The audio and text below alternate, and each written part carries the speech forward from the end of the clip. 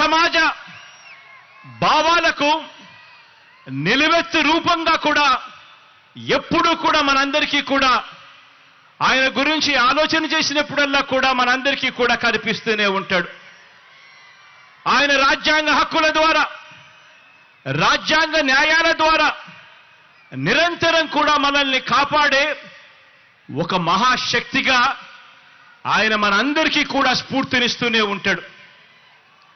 తమ గొంతు విప్పులేని దళిత వర్గాలకు, అల్పసంఖ్యాకులకు, వాయిస్లెస్ పీపుల్కు, అంటే తమ గొంతు వినిపించలేని ఆ అట్టడుగు ఉన్న ఆ వర్గాలకు ప్రత్యేక నియోజకవర్గాలను ఏర్పాటు చేయాలని, వారికి రిజర్వేషన్ను కల్పించాలని చరిత్ర గరితిని మార్చిన పూనా పాక్ట్ జరగడానికి కారకులు ఆ అంబేద్కర్ గారు.